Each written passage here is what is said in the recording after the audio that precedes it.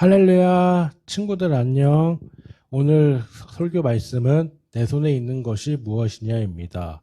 설교 제목은 내 손에 있는 것이 무엇이냐이고, 설교 본문은 출애굽기서 4장 1절부터 5절 말씀입니다. 한 가지 예화가 있습니다. 공부를 잘하는 학생도 있고 공부를 못하는 학생도 있습니다. 어느 학교나 가나. 공부는 못하는데 운동은 잘하는 사람이 있고 친구가 많은 사람도 있고, 공부는 잘하는데 다른 걸 못하는 친구도 있습니다.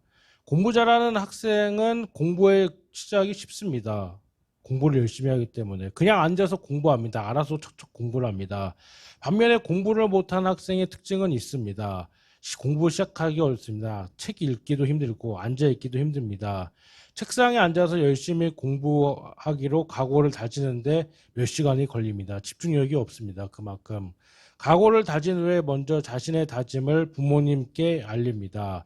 그리고 비장한 마음으로 결단의 커피를 마시기도 합니다. 그리고 책상에 앉습니다. 그런데 책상이 정리되어 있지가 않습니다. 차곡차곡 정리를 시작합니다. 볼펜을 듭니다. 그런데 자신이 원하는 색깔 볼펜이 없습니다. 서랍을 열어서 찾습니다. 자신이 원하는 색깔 볼펜이랑 형광펜을 찾습니다. 서랍이 정리되어 있지 않습니다. 서랍 정리를 다시 시작합니다.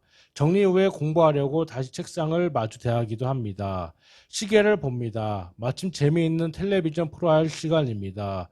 그것만 보고 공부를 하겠다고 다짐합니다. 텔레비전을 또 봅니다.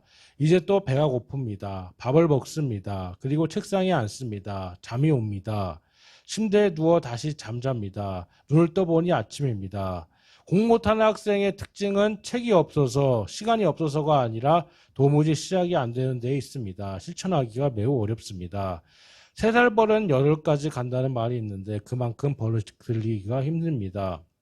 시작한다는 것은 실천한다는 것인데, 때로는 우리가 어떤 일에 앞서서 쉽게 생각하고 시작해야 할 일들이 많은데 너무 복잡하고 어렵다고 생각해서 비교해보고 분석해보니 결국은 다 나중으로 미루게 됩니다. 아무것도 시작하지도 못하고 그만두는 일이 참 많이 있습니다. 물론 분석하는 것도 좋고 깊이 생각하는 일도 좋지만 때로는 쉽게 시작할 일이 있습니다. 그런데 어떠한 이야기가 있습니다. 정서가 불안한 어떤 사람이 자리에 앉기만 하면 종이를 찢어버립니다. 자기의 괴로운 나머지 여러 병원의 신경정신과를 찾아다닙니다. 어떤 병원에서는 과거의 상처를 중심으로 그 문제에 접근하기도 합니다. 혹시 어렸을 때 종이 뭉치에 맞은 적 있습니까? 없습니까? 다른 병원에서는 환경적으로 접근하는 이유가 있습니다. 혹시 어린 시절 살던 동네에서 종이 공장이 있습니까? 심하게 스트레스를 받았습니까? 없습니까? 이렇게 얘기도 합니다. 여러 병원을 찾아다녔지만 특별한 방도가 있는 것 같진 않았습니다. 마지막으로 그가 다시 한 신경경 정신과를 찾았습니다. 무슨 일로 오셨습니까? 저는 정서가 불안해서 앉아있기만 하면 불안합니다. 종이를 찢습니다. 그런데 의사가 이렇게 얘기합니다. 종이 찢지 마. 그리고 그는 이제 종이를 찢지 않습니다.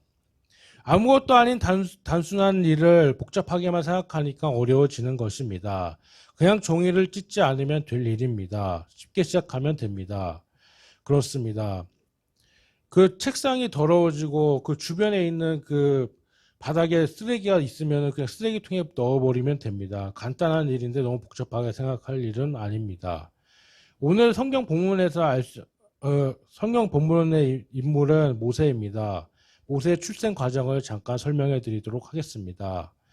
애굽의 노예로 17살의 요셉이라는 사람이 있습니다. 창세기서에 보면 나오는데 하나님의 도움으로 노예에서 30세에 애굽의 총리가 됩니다. 그러나 요셉도 110세에 죽었습니다. 병으로 죽었는데 그가 죽은 지 몇백 년의 세월이 흘렀습니다. 요셉이 죽은 후에도 애굽에서 왕조가 바뀝니다. 왕이 바뀌어버렸던 겁니다. 그래서 요셉을 모르는 애굽의 왕이 되었습니다. 그가 즉위하면서 먼저 시작한 일이 이스라엘 백성들을 핍박하고 괴롭히는 일이었습니다. 남자아이가 태어나면 나일강에 다 빠뜨려 죽여라. 여자아이가 태어나면 죽이지 말고 남자아이가 태어나면 다 빠뜨려 죽여라. 이렇게 얘기합니다. 이스라엘 자손들이 크게 번성했습니다. 요셉 으로 인해서 이스라엘 야곱의 후손들이 70명이 내려갔는데 야곱과 요셉이 죽은 후에 몇백 년의 세월이 지나 이집트에서 크게 번성했게 됩니다. 이스라엘 민족들은. 그러자 그것을 두려워한 애굽 왕 바로가 이렇게 잔인한 명령을 내립니다. 어린아이들, 남자아이들이 태어나면 다 물에 빠뜨려 죽이라고 시키는 겁니다. 그럼 이때 모세는 아버지 아므람과 어머니 요게벳 사이에 태어났습니다. 누나가 미리암, 형이 아론, 모세가 막내입니다. 3개월 동안 몰래 숨어서 키웠습니다. 그래서 장바구니에다 담은 다음에 강물에 떠내려 보냈습니다. 그때 마침내 애굽 왕궁에 가게 됩니다. 모세는 바구니랑 같이 바구니 안에 담겨서 가게 됩니다. 그때 애굽 왕 바로의 공주가 모세를 보게 됩니다. 그래서 모세를 키우게 됩니다. 모세의 엄마 요게벳을 모세 유모로 하고 그 애굽 왕 바로의 공주는 모세를 이제 키우게 됩니다. 모세 이름의 뜻이 물에서 건져냈다 이런 뜻입니다. 모세하면 제일 떠오르는 게 물입니다. 물. 모세는 물과 관련된 일이 많이 나옵니다. 성경에서 보면은. 그래서 40년 동안 애굽 왕궁에서 살았습니다. 40세까지 살다가 마침내 그 애굽 병사가 이스라엘 백성을 때리고 괴롭히는 모습을 보고 참지 못해서 애굽 병사를 죽이고 미디안 땅으로 도망갔습니다. 그래서 거기서 이드로라는 사람을 만나게 됩니다. 모세의 장인이 됩니다. 거기서 시보라랑 만나 결혼을 해가지고 40년 동안 양치는 목동으로 살게 됩니다. 그러자 80세가 넘었습니다. 모세의 나이가. 이때부터 하나님으로부터 소명을 받기 시작합니다. 본문으로 들어가도록 하겠습니다. 80세가 된 모세에게 하나님께서는 사명을 주셨습니다. 그런데 모세 역시도 하나님의 위대한 역사를 시작하는 것을 매우 어렵다고 생각을 했고 주저하고 있었습니다.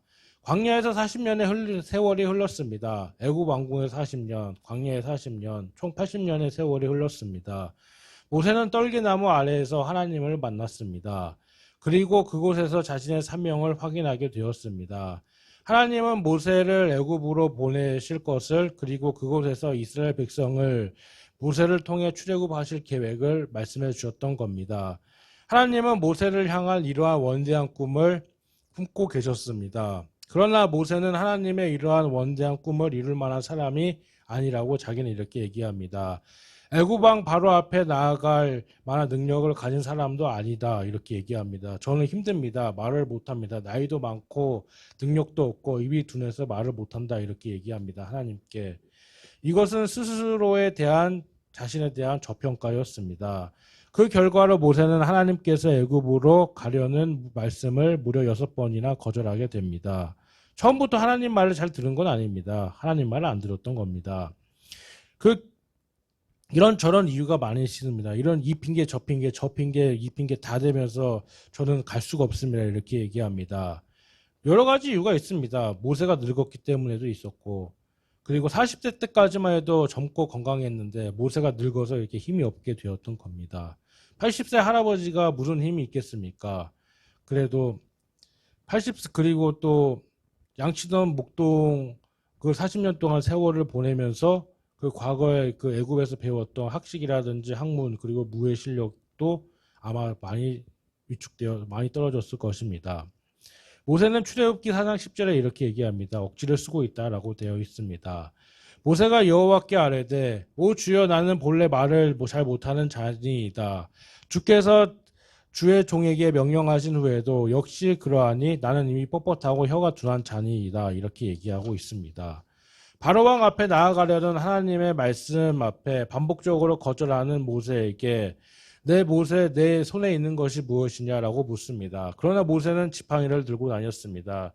그 당시 지팡이를 쓸 때는 양을 칠 때 썼던 지팡이입니다. 그리고 하나님께서는 모세에게 이렇게 얘기합니다. 모세 그 지팡이를 던져라라고 이렇게 얘기합니다. 그래서 모세가 이렇게 지팡이를 던졌더니 지팡이가 뱀으로 변신해 버렸습니다. 그러나 그 모세는 뱀을 무서워하게 되었습니다. 그렇습니다. 뱀한테 물리면 또 죽을 수도 있습니다. 뱀이 독을 가지고 있기 때문에 죽을 수가 있습니다. 다시 하나님께서는 다시 모세에게 얘기합니다. 다시 뱀의 꼬리를 잡아라. 그럼 지팡이로 변한다. 이렇게 얘기했는데 모세는 무서웠는데 다시 이렇게 뱀의 꼬리를 이렇게 잡자 지팡이로 다시 변하게 되었습니다. 지팡이를 던지니까 뱀으로 변신하고 뱀의 꼬리를 잡으니까 다시 지팡이로 변신하게 되었던 겁니다. 하나님의 살아계심을 보여주었던 것입니다. 보통 상식적으로 생각하면 그렇습니다. 뱀의 꼬리를 잡으면 안 됩니다. 뱀을 제압하기 위해서는 머리통을 잡고 머리를 잡아야 되는 것입니다. 그래서 독사 같은 경우, 독사랑 살모사랑 같은 경우는 머리를 잡은 다음에 그 독리를 빼내야 되는 것입니다. 그렇습니다. 꼬리를 잡으면은 뱀한테 물립니다. 독이 있는 독사든 독이 없는 일반 뱀이든 물리면은 큰일 납니다.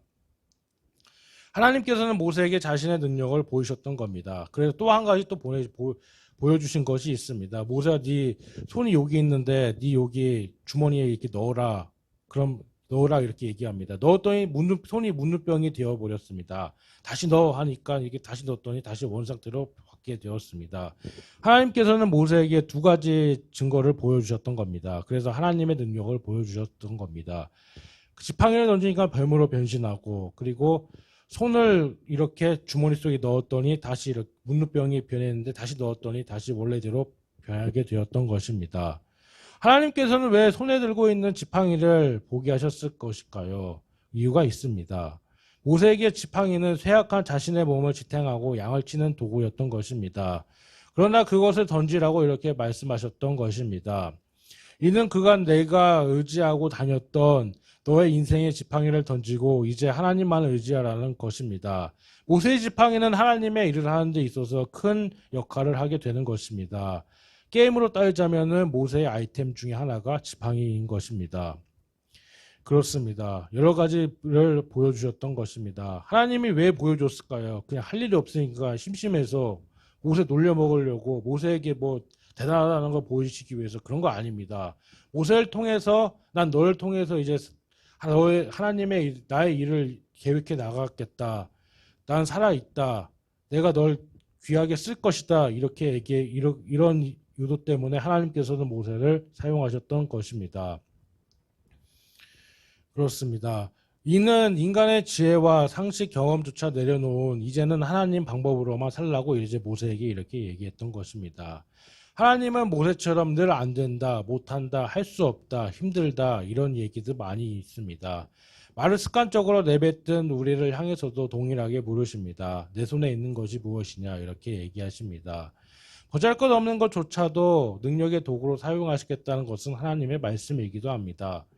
그러니 내 손으로 지팡이가 보잘것없다고 낙심할 필요는 없습니다. 다윗도 그 보잘것없는 물맷돌로 골리앗을 죽였습니다. 그래서 이스라엘은 전투에서 승리하게 되었던 것입니다. 다윗 손에 들려있던 물맷돌이 골리앗을 물리치는 데 큰 도구가 되었다면은 모세의 지팡이 또한 마찬가지로 이스라엘 백성들을 인도하고 홍해를 가르고 반석을 쳐서 물이 나오게 하는 그러한 하나님의 도구로 쓰이는 것입니다. 이처럼 하나님이 사용하시며 능력의 도구가 될 수 있는 것입니다. 열왕기하 4장에도 이런 얘기가 나옵니다. 선지생도의 아내 채무 때문에 두 아들이 종이 되는 신세가 되었습니다. 내 집에 있는 것이 무엇이냐? 기름 한 병밖에 없습니다. 한 병이나 있냐? 그릇을 있는 대로 빌려오라. 그릇만큼 채워졌던 것이 믿음의 그릇입니다. 또한 예수님께서는 가나의 혼인잔치에서 그 물을 포도주로 바꾸시는 큰 기적을 보여주셨던 것입니다. 볼떡 5개와 물고기 2마리로 오병이어의 기적을 보여주셨던 것입니다. 그만큼 하나님의 능력은 무한하다는 것을 보여주고 있습니다.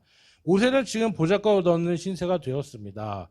애굽 왕궁에서 40년 동안 애굽의 왕자로 살 때만 해도 애굽의 학식, 학문, 기술, 무예, 전차 달리는 것 이렇게 수많은 것을 배우면서 자라면서 그때까지는 몸도 튼튼하고 무예도 뛰어나고 학문도 뛰어나고 말도 잘하는 사람이었던 것입니다. 그러나 그가 이제 40세에 사람을 죽이고 미디안 땅으로 도망가서 거기서 양치는 목자로 살다 보니까 세월이 늙고 힘이 들었던 것입니다. 아브라함도 늙은 나이에 쓰임을 받았고 그리고 모세 역시 늙은 나이에 쓰임을 받았던 것입니다. 젊은 나이에 쓰임을 받은 성경 인물도 있고 늙은 나이에 쓰임을 받은 성경 인물들도 있습니다. 그러나 하나님께서는 그것을 다 중요하게 생각하지는 않으시는 것입니다. 그 사람에 따라 그 사용하시는 용도에 따라 하나님께서는 사용하신다는 것을 보여주고 계십니다. 말씀의 결론을 맺도록 하겠습니다. 그리고 우리에게 내 손에 익숙한 지팡이라도 하나님이 던지라고 던지고 다시 잡으라면 다시 잡는 순종이 필요한 것입니다. 하나님께서는 우리에게 힘들고 무리한 것을 요구하지는 않으십니다. 나의 약함 앞에서 절망하지 말고 능력의 하나님을 바라보며 승리하시기를 바랍니다. 이 더운 날씨 속에서도 코로나19 상황 속에서도 늘 항상 지치지 말고 승리하고 하나님만 의지하는 귀한 중고등부 학생들이 되었으면 좋겠습니다. 다음 주에 또 만나요. 안녕.